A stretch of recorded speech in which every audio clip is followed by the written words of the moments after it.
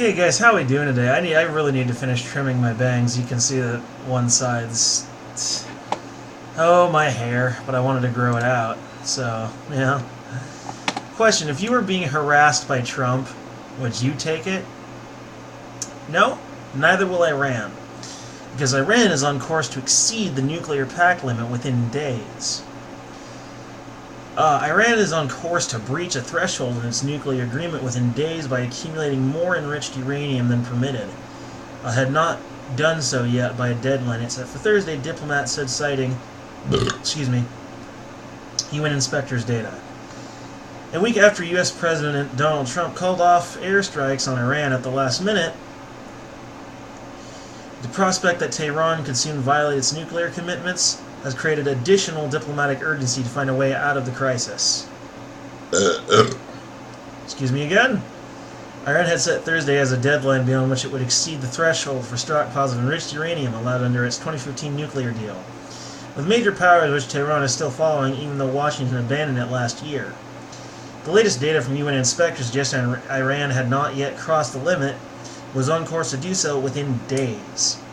Diplomats said in Vienna, headquarters of the UN nuclear agency, the International Atomic Agency, IAEA, they haven't reached their limit. It's more likely to be at the weekend if they do it, said one diplomat on condition of anonymity.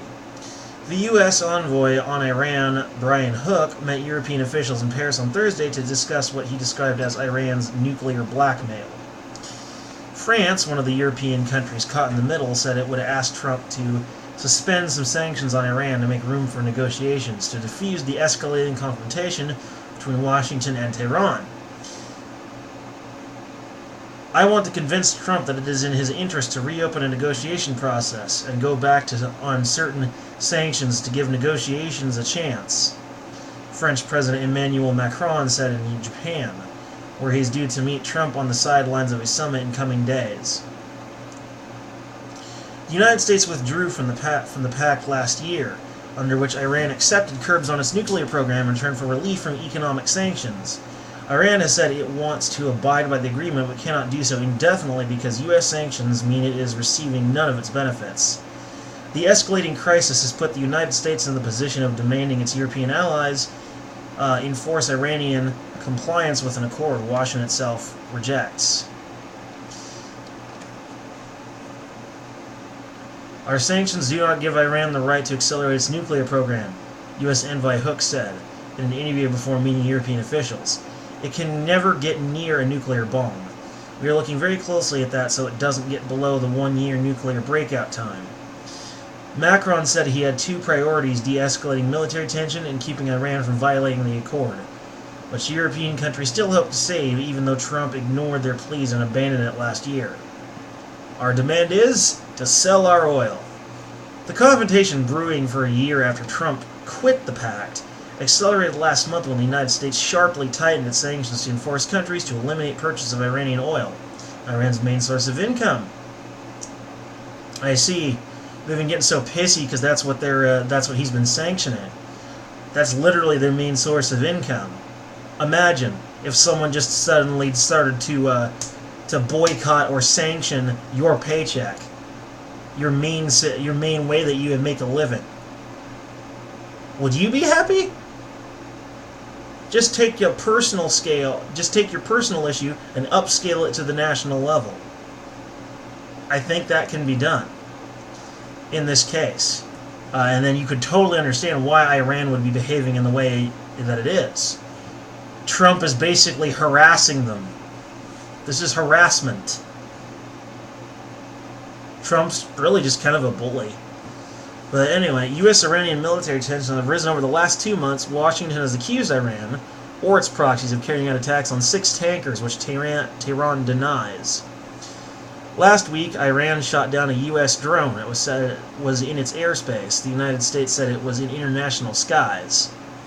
Since the aborted airstrikes last week, there have been no major incidents, but rhetoric on both sides has become menacing. Trump later said he hoped to avoid war, but that if one took place, it would be short and not involve boots on the ground. Iran's Foreign Minister Mohammad Javad Zarif tweeted in response on Thursday that a short war with Iran is an illusion, and the threat to obliterate Iran amounted to a threat of genocide. Acting U.S. Defense Secretary Mark Esper, seeking support from NATO allies in Brussels, said, "We do not seek armed conflict with Iran. We're ready to defend U.S. forces and interests in the region." The Trump administration says its ultimate goal is to force Iran back to the table for negotiations. It argues that the 2015 deal negotiated under Trump's predecessor, Barack Obama, was too weak because it is not permanent and does not cover non-nuclear issues such as Iran's missile program and regional behavior. And I suppose you think the Obama administration hadn't considered that? I'm sure they did. They probably went and negotiated whatever they felt was most doable, which would be the practical thing to do. Trump's procedures are not practical. It's a pipe dream that you can get the perfect ideal deal that works for everybody sometimes. Sometimes you gotta negotiate what works. And as much as I was not particularly fond of Obama or his administration, sometimes you gotta make practical considerations. Iran says it cannot negotiate further unless the United States observes the existing agreement and lifts sanctions. Speaking before talks in Vienna on Friday with the remaining parties to the deal, an Iranian official said Tehran's main demand is to be able to sell as much oil as it did before Washington withdrew from the accord. What is our demand? Our demand is to be able to sell our oil and get the money back, the Iranian official told reporters in Vienna on condition of anonymity. However, European powers are limited to their ability to shield Iran's economy from U.S. sanctions, and it's unclear what they can do to provide the large economic windfall Tehran wants. Will there be war with Iran? Probably. Will it be quick, like Trump claims? Probably not. This is not Iraq, people. This is Iran, a much larger, much more powerful nation. I mean, sure, we're bigger and stronger than they are, but a quick war, that's not realistic. We are not going to have a quick war. This will be a long, bloody slog, possibly similar to either the Korean War or maybe even Vietnam, which both of those were considered a long, painful slog. This, I think, would be similar in a more general sense, not specific. Winning would be inevitable, but it would take a long, long time, and a lot of manpower, a lot of resources, and a lot of bodies.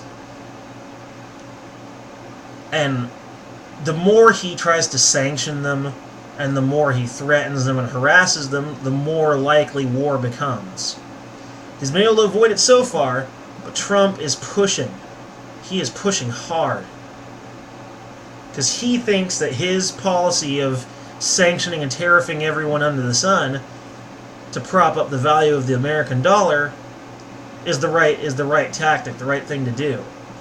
But if you look at the international response, it is backfiring. It is backfiring big time. Is Trump going to learn his lesson? God, I hope so, but I really don't think he's going to. I think the ignorant jackass is just going to keep on trying. In fact, I'm not even going to vote for him, honestly. I am not going to vote. Sometime this month or next month, I'm going to have to go get re-registered to vote, because it's been a while. I need to get that done. Probably pay for a taxi, go over there, get registered, and I'm going to change my registry from Republican to something else. And I'm going to withdraw my vote from Trump and probably vote for Bill Weld. To be perfectly honest, I will vote for Bill Weld if he gets on the ticket. I would say vote for John McAfee, but his mental health, I would consider it to be tenuous. I do not have much faith in that he will retain his sanity in office. He seems a little loose in the head, if you know what I mean. The guy's not normal. The guy is totally not normal.